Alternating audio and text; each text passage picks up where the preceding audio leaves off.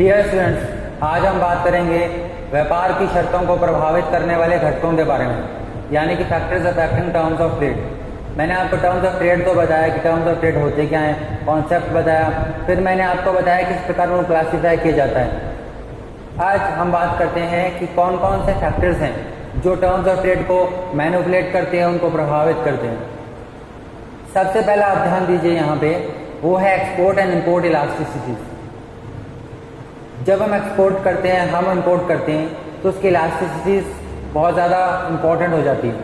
Elasticity of demand, elasticity of supply. अब ये जो कॉन्सेप्ट है, मैंने आपको पहले भी एक बार डीओपी करवा रहा था, तभी मैंने कहा था डीवैल्यूएशन जब समझाऊंगा तो ये भी ये काम आएगा। इस पे एक अलग से वीडियो बनाएंगे जिसमें डीवैल्यूएशन का रोल कैसे होगा, सिंपली ये टर्म्स ऑफ ट्रेड को कैसे इफेक्ट करता है, डिटेल वीडियो बनाएंगे।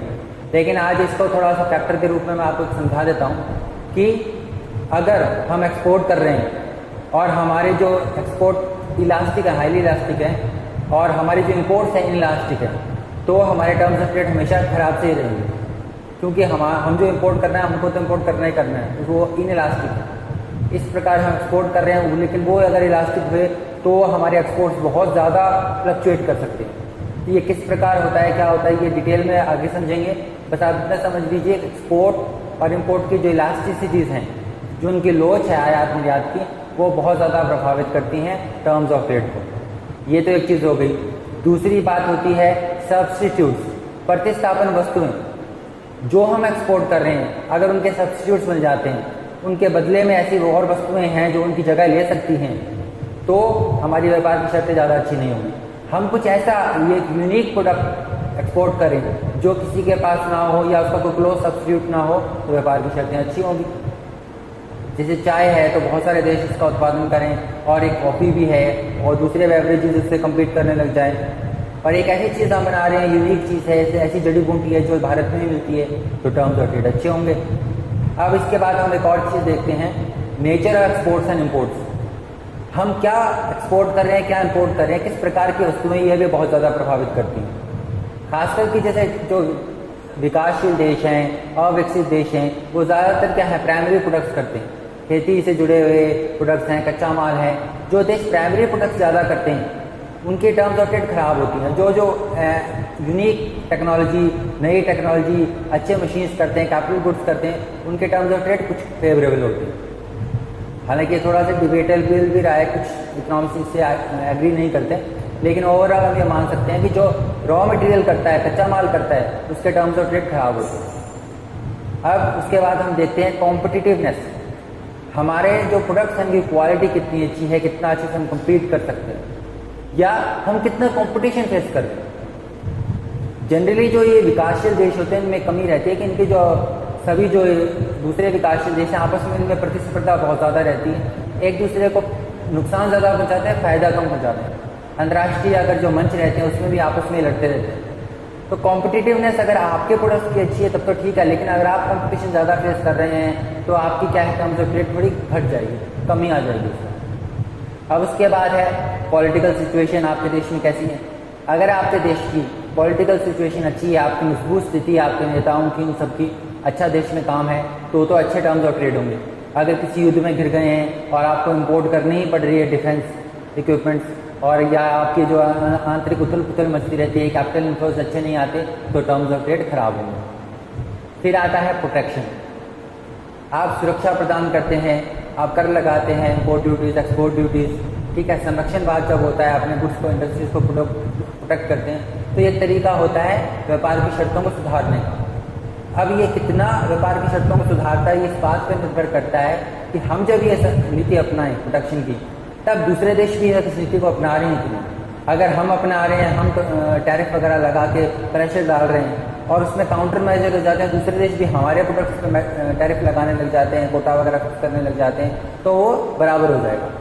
तो ये भी बहुत ज़्यादा प्रभावित करता है, ठीक है। तो ये अलग अलग भी दिया होता है, कई जगह टैरिफ अलग अलग पॉइंट दे रखा होता है, प्रोटेक्शन एक अलग पॉइंट दे रखा होता है, लेकिन आप दोनों में लमसम एक ही बात कही जाती है। अब उसके बाद हम बात करते हैं डाइवर्सिफिकेशन की। जिन देशों का, ऐसा माना गया, एक बहुत बड़ी स्टडी हुई थी, इस स्टडी में ये देखा गया कि जिन देशों का डाइवर्सिफिकेशन है, जिन्होंने बहुत सारे अलग अलग उत्पादन करना स्टार्ट कर दिया है, बहुत सारा एक्सपोर्ट करें, अलग अलग चीज़ें एक्सपोर्ट कर रहे हैं, उनके व्यापार की शर्तें हमेशा अच्छी होती हैं। और जो कुछ ही वस्तुओं पर निर्भर करते हैं, कुछ ही वस्तुओं पर निर्भर करते हैं, यानी कि एक्सपोर्ट वो लिमिटेड चीज़ों का कर रहे हैं, उनके व्यापार की शर्तें खराब होती हैं। तो इसीलिए कहा जाता है कि हमको अपने अलग अलग एक्सपोर्ट करने चाहिए, एक्सपोर्ट का दायरा बढ़ाना चाहिए, ज़्यादा चीज़ें एक्सपोर्ट करनी चाहिए, ताकि हम एक जगह थोड़ी मार पड़े तो दूसरी जगह से उसको कंपनसेट कर लें। अब इसके बाद आता है कार्टेल या इकोनॉमिक ऑर्गेनाइजेशन। ये मैं समझाता हूँ कि जो संगठन बनते हैं, संगठन में शक्ति होती है, आपने सुना है, ऐसे कई जो है अंतर्राष्ट्रीय स्तर पर व्यापारिक संगठन है, कुछ देशों के आपस में संगठन है, जैसे कि ओपेक है, तो जो तेल उत्पादन करते हैं उन देशों का आपस में एक गुट बना हुआ है। अब जो इन गुटों के सदस्य होते हैं जो देश, उनके व्यापार की शर्तें अच्छी होती हैं, चाहे ओपेक हो चाहे नाफ्टा हो, इस प्रकार से सब जो देश उन गुटों का हिस्सेदार है, मेंबर हैं, वो एक संगठन बना लेते हैं, उत्पादन को, कीमतों को नियंत्रित करने का प्रयास करते हैं आपस में, और इसका परिणाम क्या होता है, ऐसी ओलिगोपोली का, ऐसी मोनोपोली का ऐसा प्रभाव क्या होता है कि बाजार पर उनका नियंत्रण आ जाता है। तो अगर किसी देश को ज़्यादातर सामान लेना है तो ज़्यादातर जो एक्सपोर्ट करेगा या उस क्षेत्र में उसका प्रभाव ऐसा होगा कि उससे आपको झुकना ही पड़ेगा उसके आगे, तो उनके व्यापार की शर्तें अच्छी होती हैं।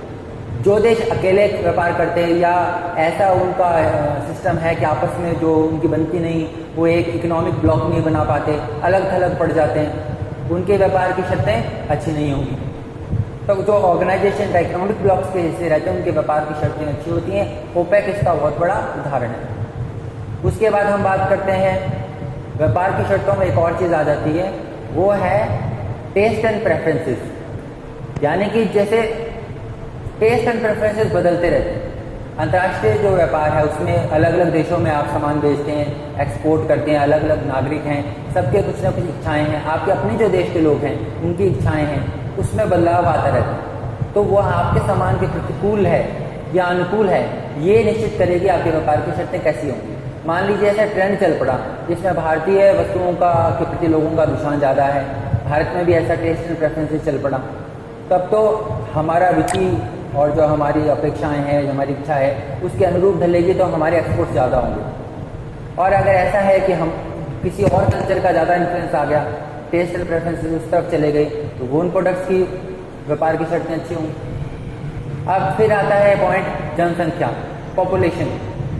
जिस देश में बहुत ज़्यादा जनसंख्या बढ़ती जा रही है और उसमें जो है रिसोर्सेज कम हैं, तो जाहिर सी बात है उनको ज़्यादा आयात करना पड़ेगा और निर्यात भी ज़्यादा नहीं कर पाएंगे क्योंकि उनकी खुद की अंदरूनी मांग ही पूरी नहीं होगी, तो उन देशों के व्यापार की शर्तें अच्छी नहीं रहती। तो डाइवर्सिफिकेशन है, प्रोटेक्शन है, पॉपुलेशन है, कंपटीशन है, टेस्ट एंड प्रेफरेंसेस हो गए, ये कुछ इंपॉर्टेंट पॉइंट्स हैं। बुक में बहुत सारे फैक्टर दे रखे हैं, मैंने आपको मुख्य मुख्य बताए हैं। अब अगले लेक्चर में हम ये देखेंगे कि जो विकासशील देश हैं, जो डेवलपिंग कंट्रीज हैं या अंडर डेवलप्ड कंट्रीज हैं, उनकी टर्म्स ऑफ ट्रेड कैसे निश्चित होती है या उनकी टर्म्स ऑफ ट्रेड हमेशा कमज़ोर क्यों रहती है। इसके ऊपर कुछ थ्योरीज भी हैं और ये जो टॉपिक है कौन कौन से फैक्टर्स हैं जो विकासशील देशों के विरुद्ध जाते हैं जिसकी वजह से उनके व्यापार की शर्तें उनके प्रतिकूल ही रहती हैं, तो वो मैं आपको अगले वीडियो में बताऊँगा।